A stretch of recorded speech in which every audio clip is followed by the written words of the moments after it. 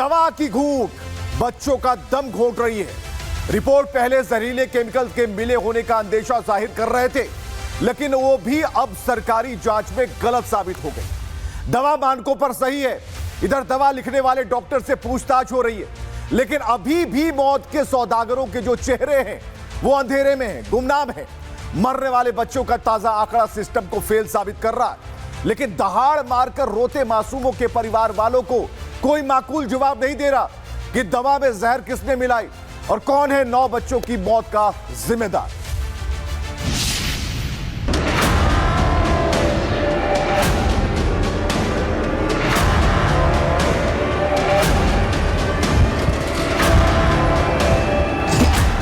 छिंदवाड़ा से बांसवाड़ा तक का ये सच झकझोरने वाला है, जहां दवाई की जगह मासूमों को जहर दिया जा रहा है, जिसे पीकर मासूमों की मौत हो रही है।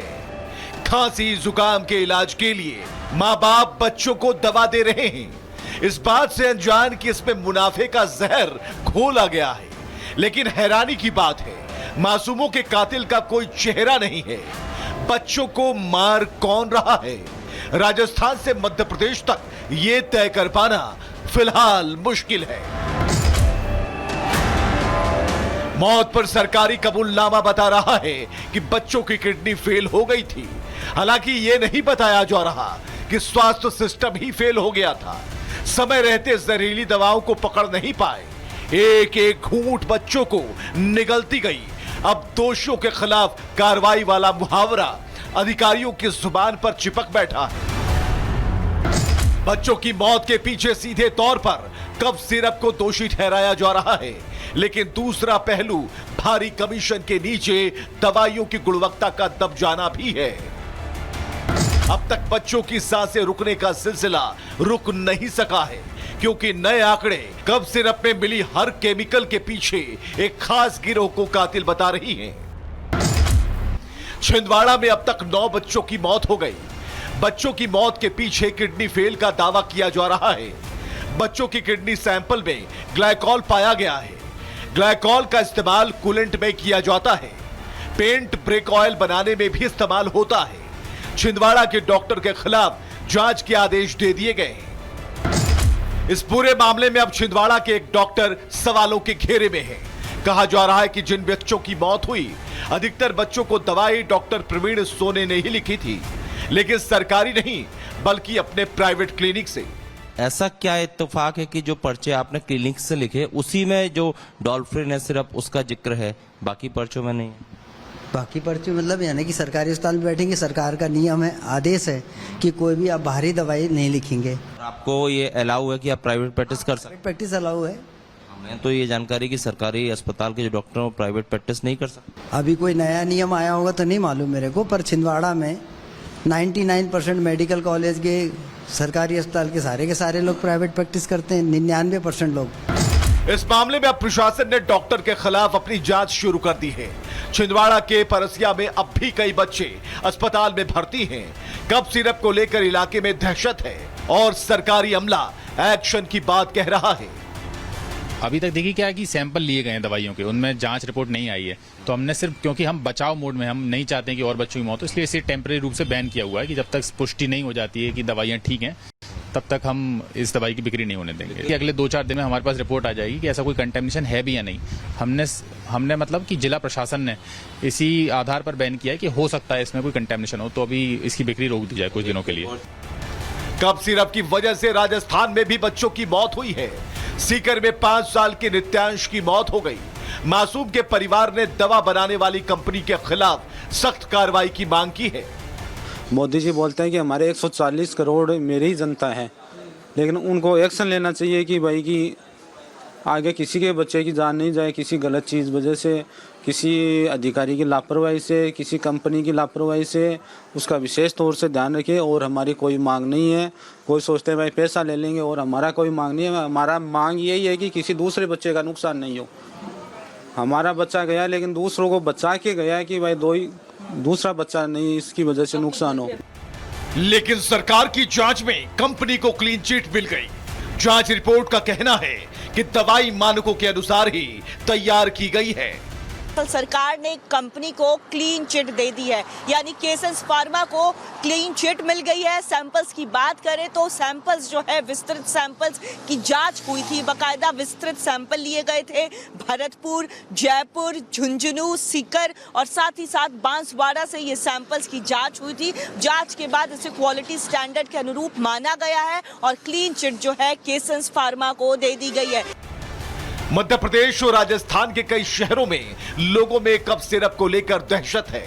जहर और दवाई में अंतर करना मुश्किल हो चुका है।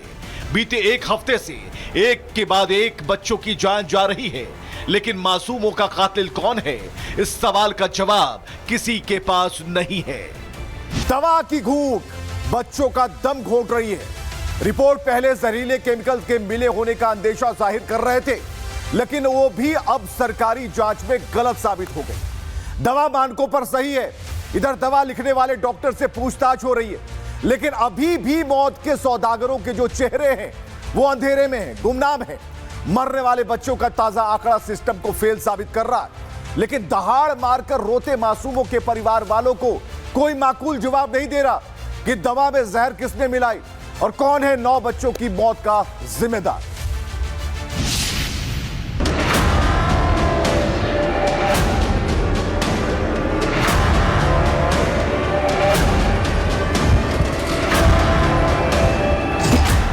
छिंदवाड़ा से बांसवाड़ा तक का ये सच झकझोरने वाला है, जहां दवाई की जगह मासूमों को जहर दिया जा रहा है, जिसे पीकर मासूमों की मौत हो रही है। खांसी जुकाम के इलाज के लिए मां बाप बच्चों को दवा दे रहे हैं, इस बात से अनजान कि इसमें मुनाफे का जहर घोला गया है। लेकिन हैरानी की बात है, मासूमों के कातिल का कोई चेहरा नहीं है। बच्चों को मार कौन रहा है, राजस्थान से मध्य प्रदेश तक ये तय कर पाना फिलहाल मुश्किल है। मौत पर सरकारी कबूलनामा बता रहा है कि बच्चों की किडनी फेल हो गई थी। हालांकि यह नहीं बताया जा रहा कि स्वास्थ्य सिस्टम ही फेल हो गया था। समय रहते जहरीली दवाओं को पकड़ नहीं पाए, एक एक घूंट बच्चों को निगलती गई।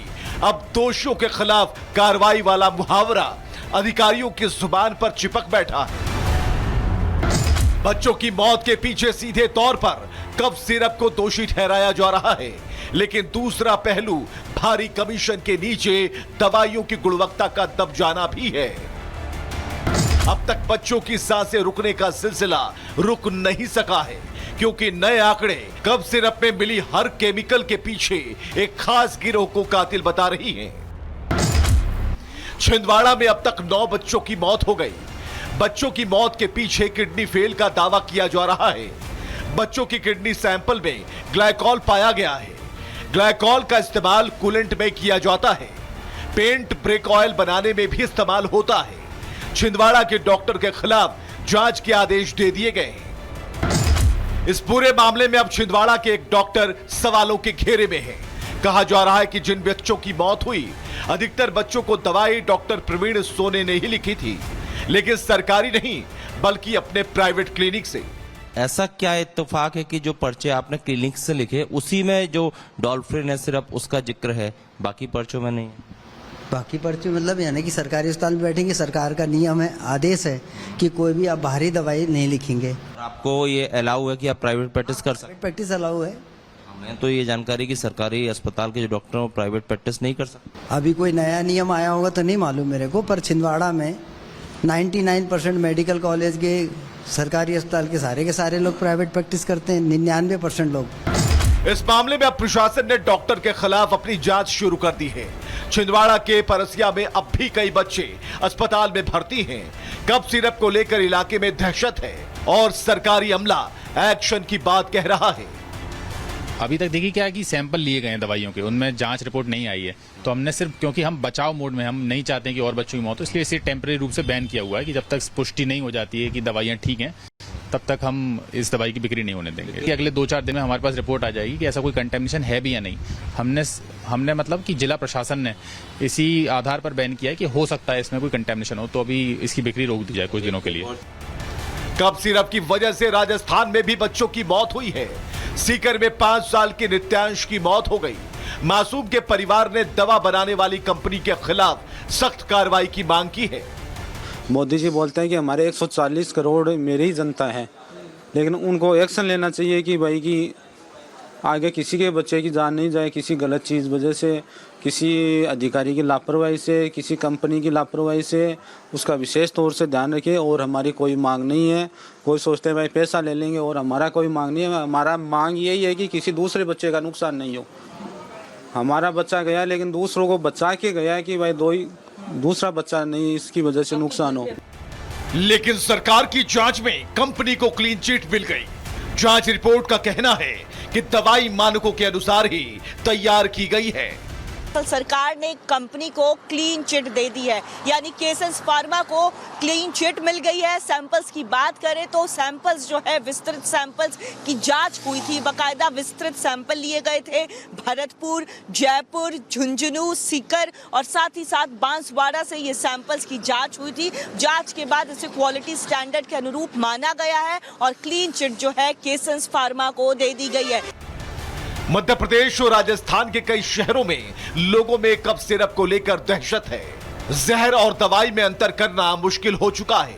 बीते एक हफ्ते से एक के बाद एक बच्चों की जान जा रही है, लेकिन मासूमों का कातिल कौन है, इस सवाल का जवाब किसी के पास नहीं है।